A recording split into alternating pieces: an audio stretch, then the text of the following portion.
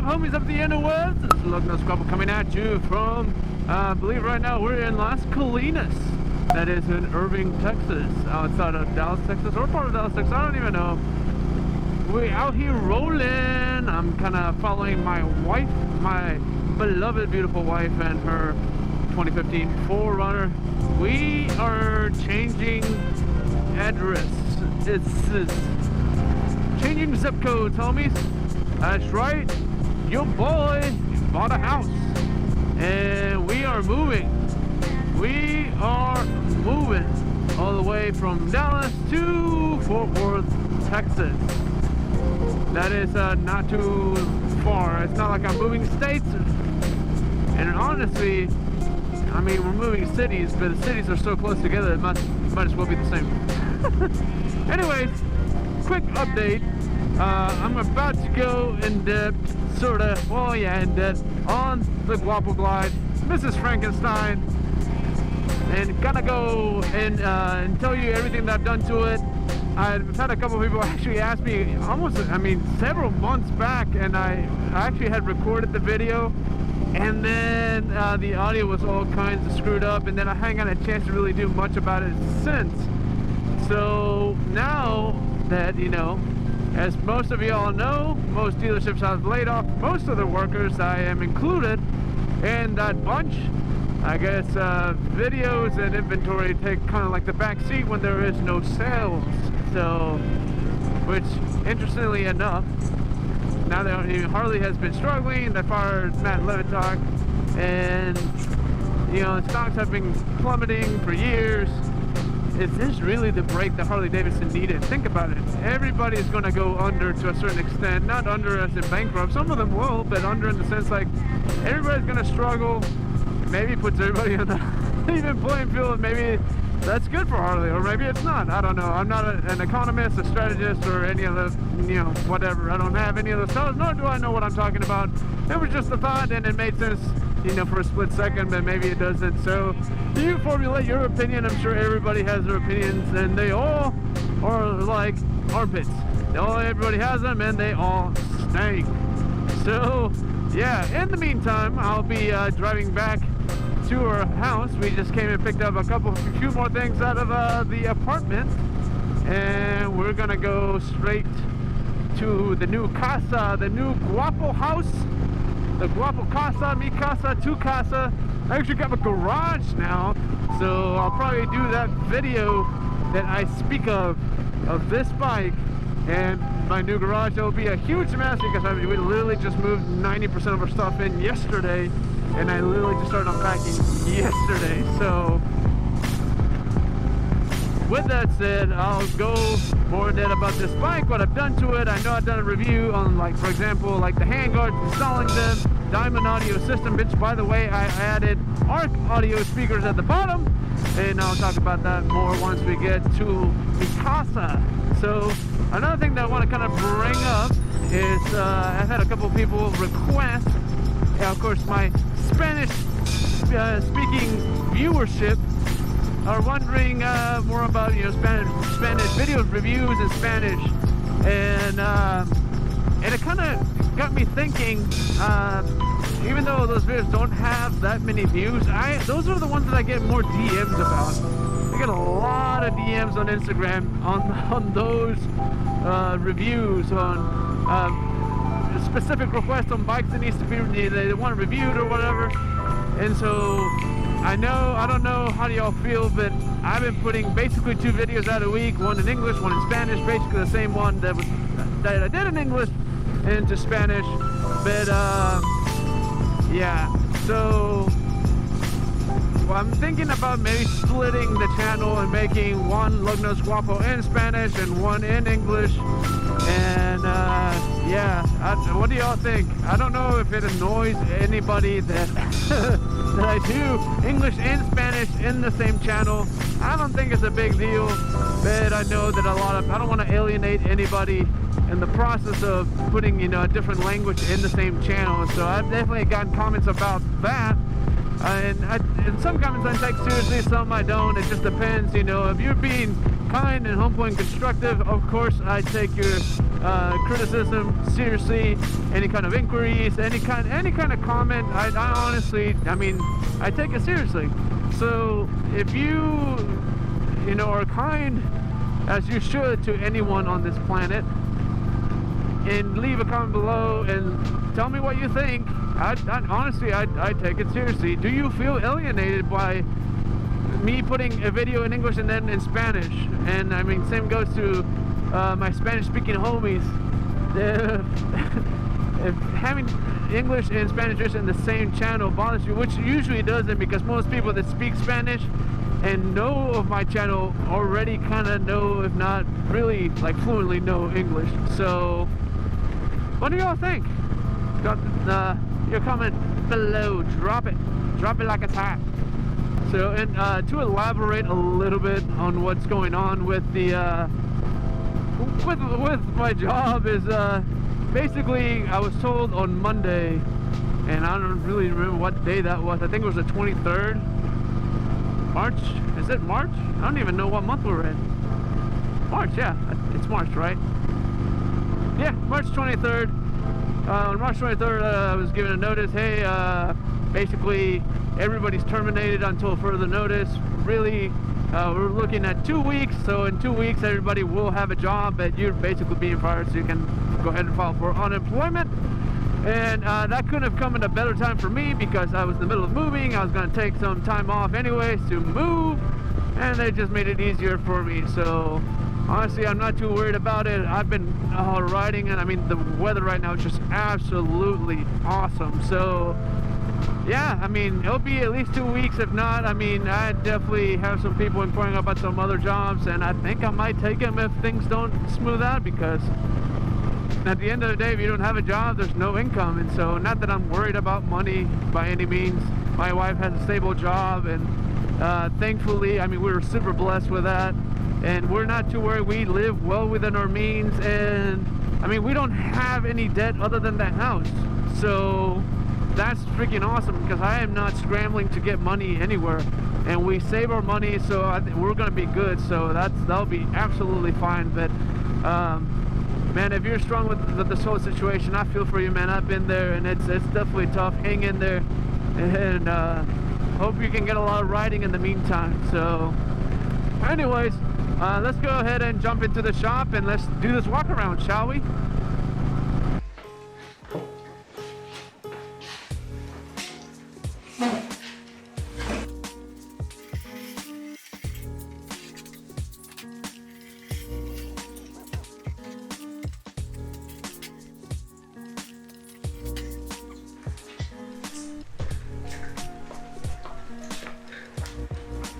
So you can ignore all the crap that's back there.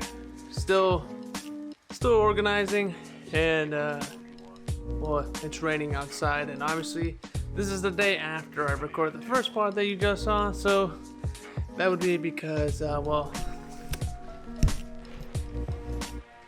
it's raining. So yeah. Well, let's talk about GuapoGlide, Miss Frankenstein over here. Long story short, 2006 electric line standard, as many of you already knew that if you already follow this channel. Bought it at wholesale price because it was a wholesale bike. So let's see. Yeah. There we go. Alright, so 2006 electric line standard, as I mentioned earlier. I bought this as a wholesale bike. Had 44,000 miles, give or take, when I bought it. Now we're looking at 57, so it was a good year to ride last year. So this whole bike obviously has changed a lot since I bought it. So it used to look like this. Several things have changed. I don't even know where to start, but let's start from the front. So Harley LED Daymaker. There's a gift from a friend of mine, and what a difference does this make. I mean, my Dyna had an Amazon special headlight. It was alright, but it's not the greatest. This thing is incredibly bright. Passing lamps, one of these, I can't remember which one, This one right here is from a bike that I totaled several years ago, and there was a little memento, and it had to go on my next bike, or my first Harley, which is this particular one. So there you have my passing lamp from a, I think it was a 16 Ultra Limited that I totaled. So I had to put that on there. This one is another one that was given to me by Trip. So lowers. These lowers came from a wrecked bike, and I just added ARC audio speakers into them. They make a huge difference. Now still have Diamond Audio speakers on the top, and there's no need for these right here, honestly, but because got them real cheap.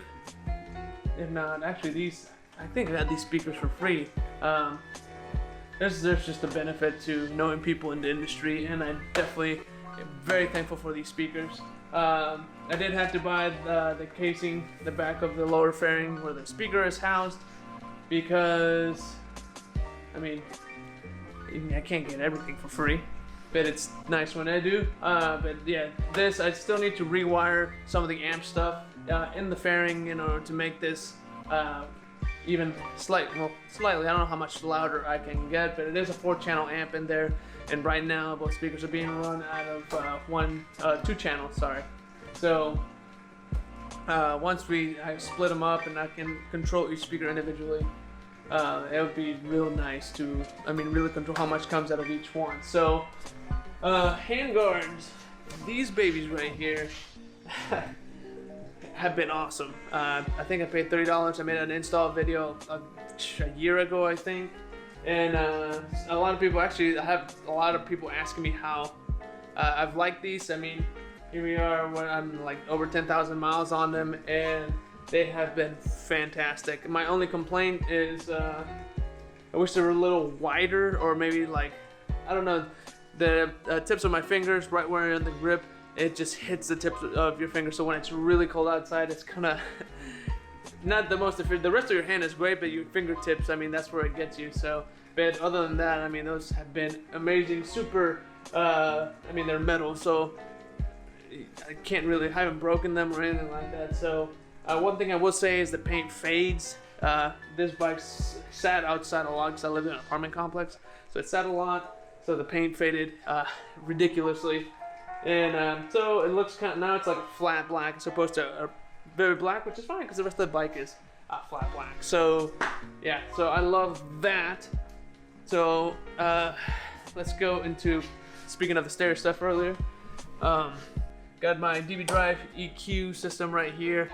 Usually they're put inside the fairing, but it's been nice to be able to control this on the go, especially when little changes are made, like adding these speakers right here on the bottom, so I can control basically almost everything from here. It's been pretty nice to just have it at my fingertips while riding. I have a Bluetooth system right here. I just basically took the I believe it was the air temp gauge, because I don't think that even works. So I took that out and replaced it with Bluetooth module. Bluetooth module is pretty decent. I paid $30 for it, so for what it is, for what I paid, it's actually been pretty fantastic. Other than like sometimes it would cut out if it kind of lost reception, even when I was nearby the bike. So that part, for $30 again. Other than that, it's been absolutely fantastic. I had a phone mount here that recently broke because it sits outside, so it used to. Now it sits inside. But yeah, basically that plastic became brittle and broke off. Thankfully, my phone didn't go with it. So let's see. This thing is actually pretty awesome right here. So basically, when you're riding, you just push your finger right there, and that's your cruise control. This right here is also pretty awesome when you're riding long distances. It takes a lot of the effort that you would normally have to put into like holding onto the grip. That's actually pretty dang sweet. So I would totally recommend that if you're going long distances and you don't have cruise control. Those two are actually fantastic options. I know a lot of people like the little throttle lock, and I do have a throttle lock in this thing, but let's face it, it's kind of a hassle to do like the little thumb, and then eventually just like have to use your whole hand depending on how bad the situation is. Yeah, these two, 100% recommend. I don't even know what they're called. Let's see. This one is called a throttle rocker, and this other one I have no idea what it's called. But it basically acts as a cruise control, and it is totally worth it. So next on the list is I'm trying to get rid of all the Wheelie G stuff because I don't really care for it. So this used to be chrome, now it's black, and it had a Wheelie G cover right here. Got rid of that. Don't care for it. I have Wheelie G floorboards that eventually are gonna go. See when the next donation comes around, but they have to be black. These are actually just black OEM, I think from a Row King. I had Wheelie G's on here. Again, don't care for it. I'd rather have OEM stuff that they were black, so I cannot complain about that. Thunderhair exhaust. I usually have Advanced and Hines, True Duels, low poppers. What a garbage exhaust. I mean, it just took so much power out of this motorcycle. It's not even funny. I mean, seriously, it's a lot of people think that True Duels are like the greatest thing ever, but they're really not. I'm pretty sure some of you are gonna not agree with me. Drop your comments below and let me hear why. But yeah, this Thunderhair exhaust actually, like, you can feel the difference, and it sounds amazing. My neighbors, I'm sure, are gonna love it. Oh, who's this guy that just moved in, has this loud motorcycle, and absolutely pisses me off every morning? That'll probably be me. So got the 95 cubic inch originally 88 big bore kit stage 2. That's how the first owner got it from the dealership. I forget where. I looked it up a long time. I don't forget what this bike came from, but it was from another state. It's been working great. I ride pretty hard, and I throttle it pretty hard, and this in combination with the bulletproof 5-speed transmission, oh my gosh, it's been a joy to ride. I had to change the cam 2 tensioners at one point. I really wanted to put a hydraulic plate in it, and but I didn't have the money at the time, so it'll probably be another, I guess, 30,000 miles before I have to change those. So whenever that happens, probably in a year or two, we'll see how much riding I can get done with this whole coronavirus happening. One of the things that I get asked a lot about too is I install these not emergency, but a lot of emergency responder vehicles have Whelen lights. These are the older model, but check this out. Yep, super bright. Had a run brake module in here, and when I first installed these, and that went out, I crushed it because whoever had this bike before me zip tied it in an inappropriate place, and basically I got crushed and it stopped working. So yeah, this thing is pretty bright. Also have this dark smoked tail light, and I think it looks pretty sweet. Also, got to represent myself and my buddy from Harley-Davidson, who works in the parts department. Does a lot of vinyl stuff, and I mean, absolutely love it. I mean, the bike is super dirty. I don't really wash it that often because when you ride it as much as I do, I mean, most people that ride a lot don't care to clean their bikes because it's gonna get dirty literally the next day. So that's my case. I do clean it every once in a while because sometimes I just get bored, so I'll have to clean it. Also, the seat, I had a stock Ultra seat on here, which I decided to dispose of. It was great for what I wanted it for at the time, and that's why I did the iron butt on, and it was actually pretty good, up to like 600, 700 miles. That's when it got very uncomfortable. But I do have a detachable backrest somewhere. I can't find it, but it's around some box somewhere. The other cool thing is, gotta show you guys real quick. I bought a seat for the next iron butt, which the people that I went with last time are so much crap laying around. Last people I went with are not wanting to go because it was quite a beating, and I don't blame them, but I had so much fun that I want to do it again. But I grab this thing, put it on top of the GuapoGlide. All right, and well, there it is. This is a Road Zeppelin seat, and it is absolutely humongous. I mean, this thing is absolutely massive, and I love it. I love most of it. It definitely pushes me forward, and it kind of makes your arms a little bit of a T-Rex form. Other than that, it's pretty fantastic. It has the 3 switches on the side, and it also has 2 switches for the passenger. My wife's biggest complaint has always been that after a while her butt starts hurting, especially where the tailbone sits. And with this thing, she was able to just change it up, and she was like, man, this is actually pretty fantastic. I'm pretty much kind of ruined it for myself, because every time that we ride now, she's gonna want this thing on there. So yeah. And you're also probably wondering where the sissy bar is. I had to take that off because whoever had this before me did not put the appropriate parts back in place, and there was also parts missing that held the fender together, and also a brace that holds the detachable hardware in place as well. So that broke. My wife almost fell off the back of the bike, which was not fun. Thankfully, we weren't going fast or anything, but we hit a speed bump or something, or a dip in the road, and that's when it snapped. So I still have the sissy bar. It has been fixed. I bought all the appropriate parts that needed to be purchased to put this back together appropriately, and it's back together. As a matter of fact, inside this Fiesta ST of mine, I have a tour pack also that I got recently from a Hoso bike. And also the sissy bar is in there as well. So the tour pack is a king size tour pack, which I don't really care for, but if I'm gonna do some more traveling, especially to Mexico, I did have that planned this year, now that the borders are closed because of, hashtag COVID-19 is so stupid. So aggravating. Anyways, is either gonna postpone several months or maybe a year, so we'll see. But I decided to go ahead and open up to anyone that wants to go.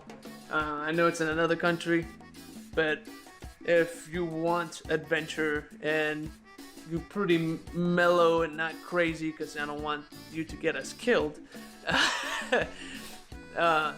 you're more than welcome to come and ride to Mexico with me. I'm either gonna go by myself or with whoever wants to come. So I decided that I'm not gonna really try and plan it with anyone else, because the last 2 years that I've tried to do it and kind of managed to organize it with another dealership locally in Mexico, and it just never works out. So I'm just gonna do a trip, and I'm just gonna do it my way, and I don't care who wants to organize it with me or not. So yeah, so that's gonna come. The Guapo 600 is gonna happen this year, hopefully, depending on how COVID happens to develop. So, but yeah, that's the GuapoGlide for you.